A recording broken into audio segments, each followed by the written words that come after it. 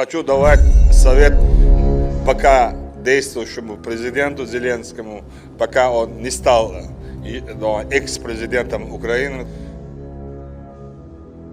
Di hari keempat penyerangan Rusia ke Ukraina ada banyak hal yang harus diatur ulang. Di atas kertas dalam 48 jam jalan lurus maka kendaraan bisa sampai Kiev, pusat pemerintahan Ukraina dari berbagai penjuru kalau tentara Rusia dengan serangan kilat atau blitzkrieg ala Nazi dilakukan. Namun sampai saat ini sudah hampir 2 minggu Kiev belum juga jatuh, bahkan sulit bisa didekati oleh tentara Rusia. 60 km antrian panjang mesin perang artileri milik Rusia nyangkut, stuck, tidak bisa maju. Maka kembali ke hari keempat, ternyata banyak warga sipil yang terjebak di antara perang karena Ukraina menerapkan perang kota, salah satunya menggunakan sniper main petak umpet. Rusia di dalam penginvasian tentunya tidak ingin adanya kemarahan warga sipil karena akan sulit mengelolanya nanti ketika pemimpin boneka diletakkan sebagai presiden Ukraina menggantikan Volodymyr Zelensky. Maka diturunkanlah tentara Chechnya, sebuah wilayah Federasi Rusia yang dianeksasi tahun 1994 tersebut yang tentaranya patuh pada Moskow, sangat terlatih dan loyal. Apa yang dilakukan Putin untuk menarik rakyat dengan pasukan Chechnya tersebut? Ada 12.000 tentara Chechnya di bawah pimpinan Ramzan Kadyrov yang masuk ke Ukraina atas perintah Putin.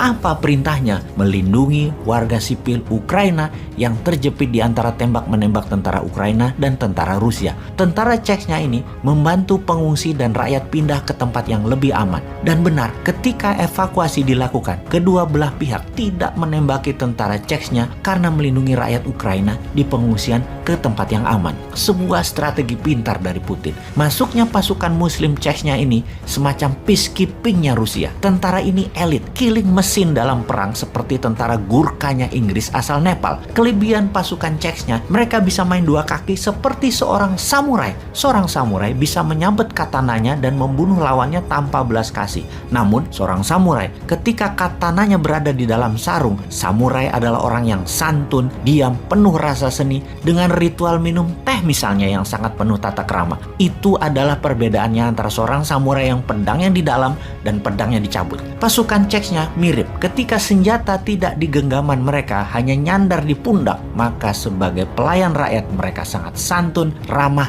dan melayani. Selain melayani rakyat Ukraina, posisi mereka menjaga gedung-gedung amunisi Ukraina yang dikuasai Rusia sebagai base camp. Namun tetap tugas utamanya melindungi sivilian. Lalu, kita semua tahu bahwa misionaris tentara swasta sebanyak 16.000 orang lebih sudah masuk ke Ukraina, membantu 500.000 tentara dan polisi Ukraina, ditambah warga sipil yang dipersenjatai armor perang lebih dari 100.000 orang. Tentara Rusia masuk dengan 200.000 tentara. Sementara 30%-nya mengurusi logistik. Secara jumlah, sungguhnya mereka outnumber atau kalah jumlah dengan tentara Ukraina dan pejuang Ukraina. Dan ini terlihat strategi Rusia mulai melakukan.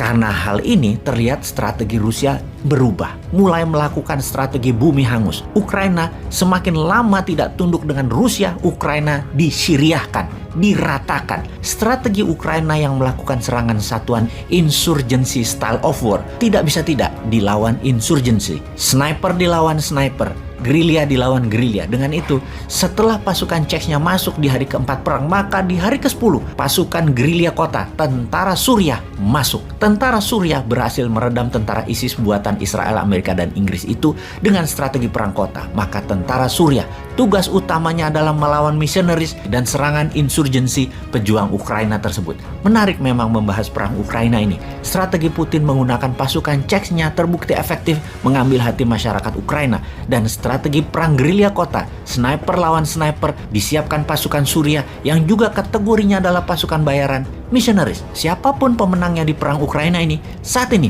belum bisa terlihat. Yang pasti perang ini akan panjang. Yang pasti kalau panjang, sanksi ekonomi terhadap Rusia akan berdampak. Sebagaimana kita ketahui, dunia sudah kecanduan fosil oil atau minyak bumi. 3 besar produsen dan pemilik cadangan minyak bumi terbesar adalah Amerika, Rusia, dan Arab Saudi. 60% Eropa Barat bergantung pada Rusia. Dan ketika Rusia mengurangi produksi untuk menyuplai Eropa Barat, siap-siap chaos dunia Barat. Perang dunia ketiga kah akhirnya?